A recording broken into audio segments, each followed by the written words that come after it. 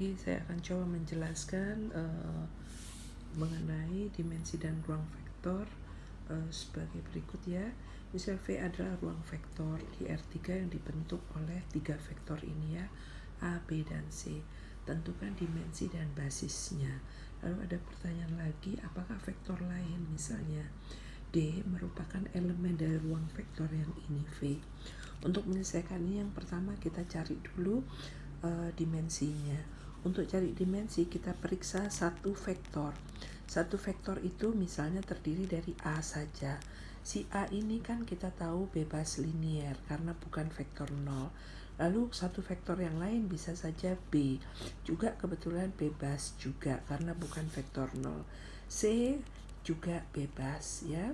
Nah, lalu kita periksa kalau dua vektor. Dua vektor adalah A dan B. A dan B kita periksa, tidak ada vektor 0 dan tidak berkelipatan, maka A dan B itu bebas. Lalu coba A dengan C.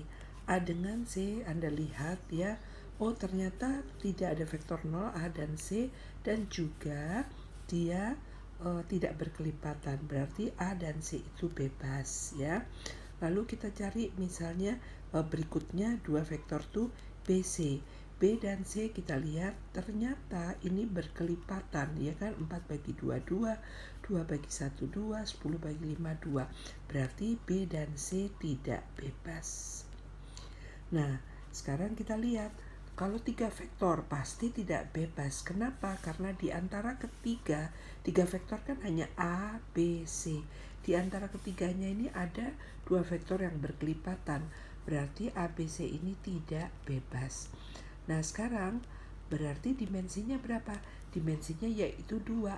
Karena maksimum kita mengambil berapa vektor dan tetap bebas, yaitu 2 kan, karena kalau 3 jadi tidak bebas. Kalau 2 yang ini, ya ini memang tidak bebas, tapi ada yang bebas. Berarti dimensinya 2. Nah, kalau dimensinya 2, lalu basisnya yang mana?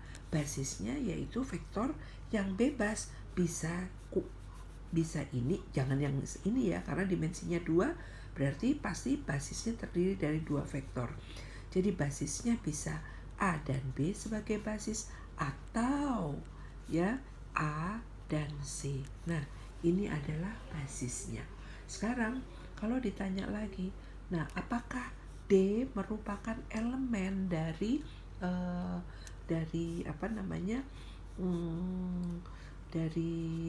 V? Maka kita periksa saja apakah D itu bisa ditulis sebagai lambda 1 kali basis ya. Boleh basisnya ambil A dan C, boleh A dan B, karena basisnya kan ada 2 macam, salah satu saja. Nah, nanti untuk ngecek apakah D elemen dari V, kita periksa dia kombinasi linear enggak dari basis tadi. Berarti D sama dengan lambda 1 kali A ditambah lambda 2 kali B. Bisa nggak ditulis begini?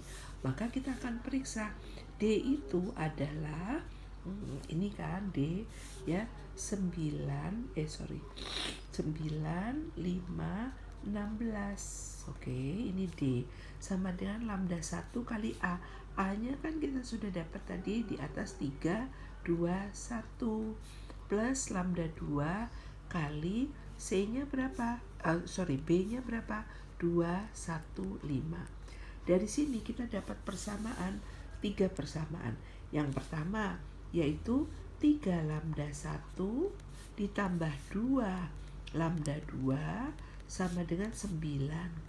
Persamaan yang kedua, 2 lambda 1 plus lambda 2, ini ya, lambda 2 sama dengan 5. Persamaan ketiga ya, 1 lambda 1 ya ditambah 5 lambda 2 sama dengan 16. Ini kita periksa ada nggak lambda 1 dan lambda 2 yang memenuhi ini. Periksanya kita ambil 2 persamaan sembarang. Yang mana aja?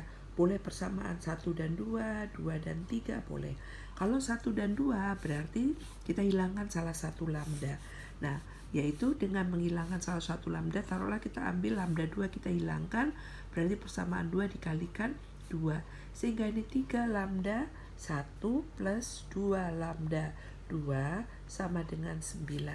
Yang ini sama dengan 4 lambda 1 plus 2 lambda 2 kan dikali 2 sama dengan 10.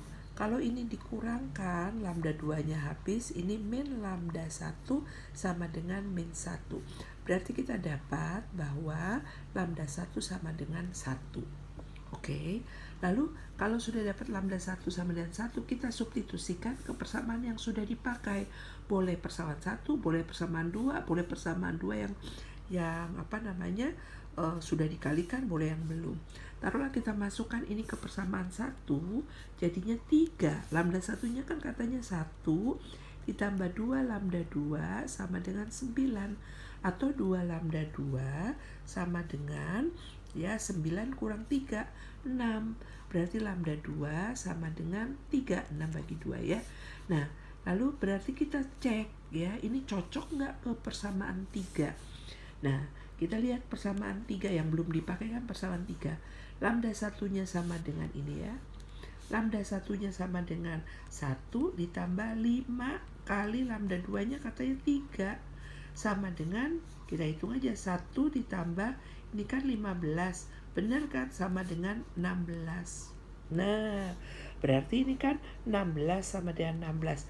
Berarti lambda 1, lambda 2 yang sudah kita temukan itu cocok untuk 3 persamaan ini. Ya, berarti dia merupakan kombinasi linear, yaitu bentuk kombinasinya yaitu D itu akan sama dengan A ditambah 3B. Kenapa A? Ini kan lambda 1-nya. Lambda 1 kan 1. Berarti di sini 1A ditambah lambda 2-nya kan udah ketemu 3. Berarti sama dengan ditambah 3B. Kalau dia bukan kombinasi bukan kombinasi linear, ini kalau kita udah ketemu lambda 1 sama lambda 2, kita masukkan ke persamaan yang belum dipakai, kiri dan kanan ini nggak sama. Kalau kita substitusikan, kan ini kan tadinya memang soalnya 16. Di sini misalnya 9 atau berapa, 9 sama dengan 16. Oh, berarti nggak ada lambda 1 dan lambda 2 yang memenuhi ini. Nah, kembali lagi ya, tadi kan pertanyaannya apakah D merupakan elemen dari V? Iya, kita jawabannya. Kenapa penjelasannya?